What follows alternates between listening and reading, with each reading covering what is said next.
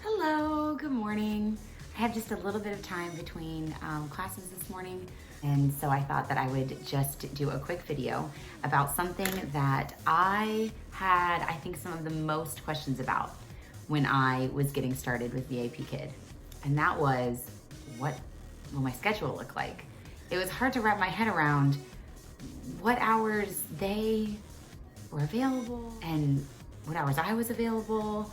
It's a big difference. There's 12 hours difference between me here in Florida, in Eastern time zone, and Beijing. When we spring forward here soon, it will be back to that. But right now, because of daylight savings time, there's 13 hours difference. So what that means is that right now it is 6:42 a.m. my time. So it's actually 7:42 p.m. their time. So sometimes they'll be sleepy.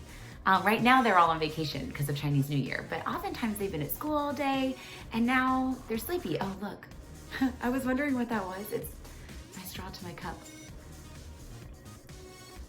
Okay, so anyway, get that out of the way now. So what that means maybe to, say, a part-time teacher like I've been for the past year, I have to go to my full-time job.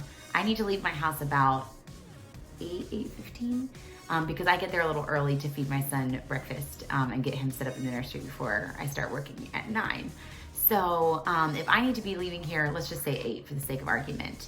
I don't take any classes when my 7 o'clock class ends. So I'll teach this class at 7. It'll be over about 7:30. I'll wrap up any feedback, and then I'll go take a really quick shower and get ready for work and be out the door in about 30 to 45 minutes.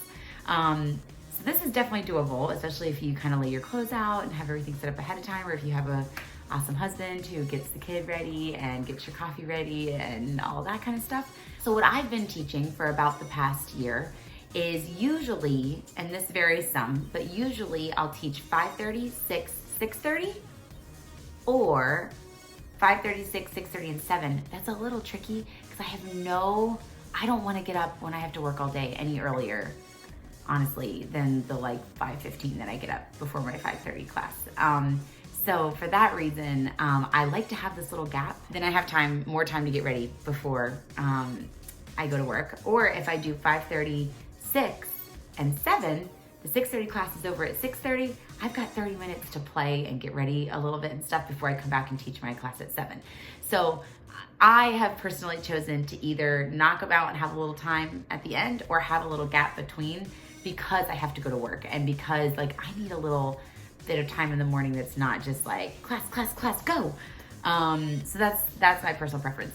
As I've been approaching my transition into teaching full-time, I'm apprehensive. I'm a little nervous that I won't book all the slots that I need to book.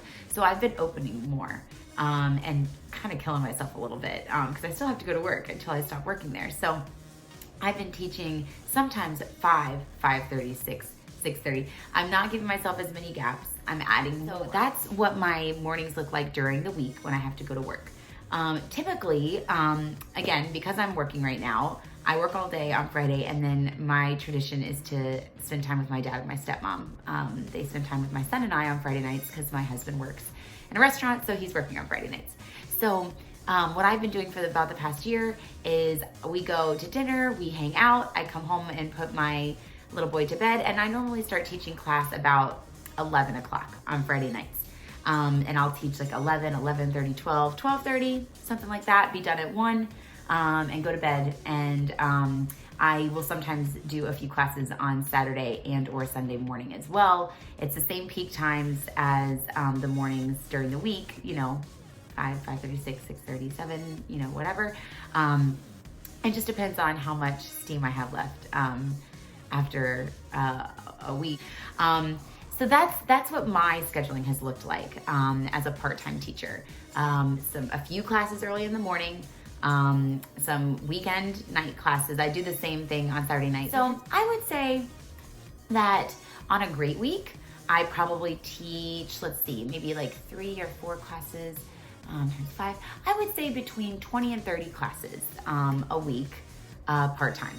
And doing that, I have averaged anywhere between $300 and $500 a month. Lately, I've been doing about making about $500 a month. That's an extra paycheck for me and my family. So, you know, it's not some of the big impressive numbers that you'll see some of the teachers put up, but it has really helped our family and worked for us. I'm just checking my time. So that's what I've been doing. Now, as I transition to full-time, and this actually will take effect the first week of February, I'll start opening slots from 4 a.m. all the way into the last class that I can teach according to the new laws of the Chinese Ministry of Education, I think it is. And that's that they're not allowed to take any classes past 9 o'clock p.m. their time. So for me, that would be 7:30 a.m. is the last slot that I can open and book, because that will end at 8 a.m. my time, which is 9 p.m. their time. Once we spring forward and it's only a 12-hour difference, I'll gain another hour of teaching, which is great. So that's what I'm aiming to teach, is those slots Monday through Sunday. You know, I may take a day off here or there if we have something going on, but essentially that's what I'm planning on working. And then I'm also planning on working, our Fridays are gonna have to adjust a little bit. We may do an early dinner, and then my dad and stepmom can maybe take my son to do something else, and maybe they can put him down for bed, and that way I can start teaching earlier. And maybe I can start teaching at 9:30 or something like that on Friday nights, and teach as late as I can stand to. I'm easing into it because, you know, I'm not used to teaching, first of all, that many classes back to back. It sounds weird, but it takes a little bit of stamina to be able to continue that flow. I do my feedback in between classes because I don't want a big pile waiting for me when I'm done. So, you know, you've got just a few minutes in between classes. They're 25 minutes long, but they start on the half hour. So you've got a couple minutes if you pace well and you end your classes on time to do that feedback in between. And honestly, I don't think that it's just being selfish. We'll talk about feedback in more detail, but I don't think it's just being selfish that, like, I don't want stuff to do after class. I think that I give better feedback when I give it immediately after class. When it's still fresh, I think that I do a better job, and I give very extensive feedback. So again, we'll go over that a little bit later, some other time. Starting off, aiming for about 60 classes a week when I get started. But my ultimate goal will be probably 70, 75. And I'm gonna make sure that I can do that and still have a good quality of life, still be a good mom, not be too tired. Luckily, I can nap when my son naps. He's 19 months old, so he takes naps every day.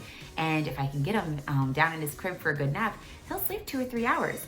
So if I can train myself to go to sleep when he does, even though I'm getting up at probably 3:30 in the morning to teach classes, if I can get a nap in, it won't be so bad. And honestly, it won't be me sleeping a whole lot less than I do now, simply because I have bad habits and I go to bed too late, and I'm just trying to do too much, working essentially 3 jobs right now. And then another entire life job of being a mom. That third one, by the way, is magic ears. And we'll get into that a little bit. I will do video specifically on magic ears. I added magic ears to my repertoire because it's, like I said, it's a little bit scary to leave a great full-time job and just teach. And you know, this is a contracted job, like heaven forbid, like my contract not get renewed. I don't know why that would happen. I'm a great teacher, but you know, I just wanted that security of another platform that I could pull classes from if my bookings slow down, or, you know, I'm just not filling a certain time slot. Maybe I'll be able to fill it with magic ears. So I'll get into that. But anyway, I hope that that helps a little bit. I've been standing to teach. That's something new that I've been doing. See, I'll show you, look. So this is my standing little laptop stand. So I get to stand up and teach, which is great. But last night I took advantage of Chinese New Year and students being out of school, and I taught in the evenings on a weeknight, and I've been doing that. I taught 4 classes last night between 9:30 and the last one ended at midnight. I had a little gap in there, and I was exhausted, and I had to go to sleep and then be back up again at 5:15 for classes this morning. So typically I'm not teaching morning and night and working full time still. So that I'm really tired this morning. So I've been sitting down in between, in this little break between classes this morning and getting a little rest on my legs. I will be drinking extra coffee this morning. But anyway, so I hope that that helps a little bit to maybe try to figure out what a schedule could look like for you, whether you're going to be full-time or part-time.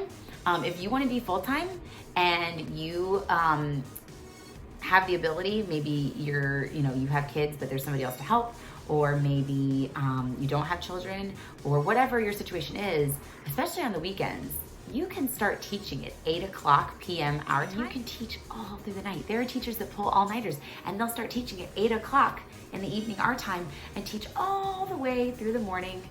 And when that cutoff is that they can't take classes past 9 p.m. anymore, then they rest, I guess. And I'm not gonna say I could never do that. If we were gonna go on vacation and I needed to rack up some, extra pay before I took a little time off, I could maybe do that, but it wouldn't fit in my lifestyle overall. But I'm really impressed with teachers that can do that. Those are just some ideas on how you can make the VIPKid teacher schedule work for you. Please feel free to ask me any questions in the comments, email me, reach out to me on social media. I'm glad to assist in any way that I can. Have a great day. Bye.